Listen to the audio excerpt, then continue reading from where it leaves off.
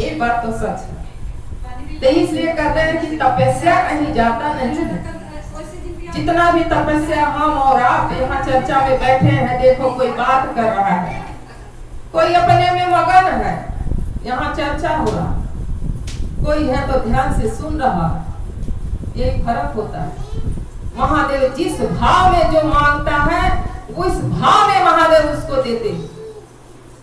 बस ज्ञान समझ महादेव का जिस दिन आ जाएगा जिस इंसान के हृदय में कि हम महादेव के लिए हम कष्ट उठाएंगे, तो हमारे महादेव हमारे 4 गुना हमारा कल्याण करेंगे, हमारी झोली भरेंगे। सबका एक जैसा चेहरा नहीं है, सबका एक जैसा आंख नहीं है, तो सबका एक जैसा भाव कहाँ से होगा? सबका भाव एक जैसा नहीं हो सकता। ये भजन है ना कि केहू केहू पावला, गुरु के ज्ञानवा हो केहू केहू पावला, सब केहू ना पावला। हरिंदर भैया भी बोला बहुत से लोग शिव चर्चा में जुड़ेंगे, बहुत से आएंगे और जाएंगे। जो गुरु का चरण पक्का शिष्य बनेगा वही गुरु के चरण में रहेगा। तो महादेव भी कहे कि वो पक्का शिष्य मेरा होगा वही शिवलोक में आएगा, वही मेरे चरण के छाव में रहेगा। तो हमको आपको क्या सोचना है कि पक्का शिष्य बनना है, पक्का ही बनना है ना, पक्का बनना है ना, शिवलोक चलना है ना, यहीं तक रहना। पूजा पाठ करोगे वही बोले बाबा, सभी लोग करते हैं, पूजा पाठ करोगे यहीं तक रहेगा।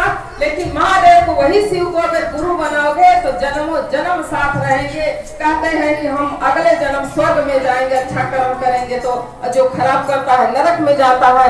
लेकिन यही स्वर्ग है, यही नरक। हमारे महादेव कहते हैं तेरा स्वर्ग भी यही है, तेरा नरक भी यही है। जो हमारे चरण की छाव में है वो सुखी है, वो आज स्वर्ग में है। जो हमारे चरण के छाव में नहीं है वो आज दुखी है, वो नरक में है। क्योंकि उनको सब कुछ है, शांति नहीं है, ज्ञान नहीं है, समझ नहीं है, भले सब कुछ है।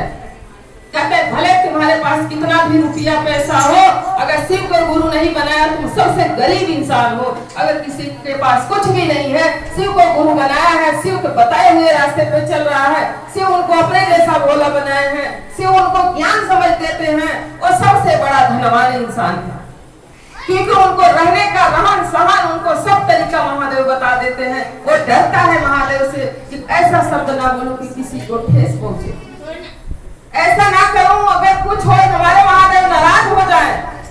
हम 1 रुपया किसी का नहीं खाएंगे, नहीं हमको 10,000 भरना पड़ेगा। उनको ज्ञान समझ महादेव देते हैं।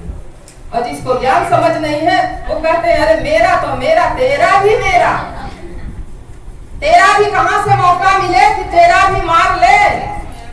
तो पाप तो ऐसे लदा है, और पाप ला दोगे तो कहां से सुखी रहोगे? तो घर में परेशानी तो रहेगी, कलह तो रहेगा, क्योंकि इतना सारा पाप है तो कटेगा कैसे? इसलिए कहते हैं महादेव के चरण में जो लोग नहीं जुड़े हैं जुड़ जाइए, चलते रहिए।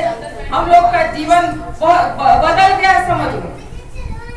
हम लोग भी तो दुखी थे, लेकिन महादेव के चरण में जब से हैं, पूजा पाठ तो हमने भी बहुत कर रहे थे बचपन से, हमारे बाप दादा भी करते थे, लेकिन दुख में कहते हुए चले गए।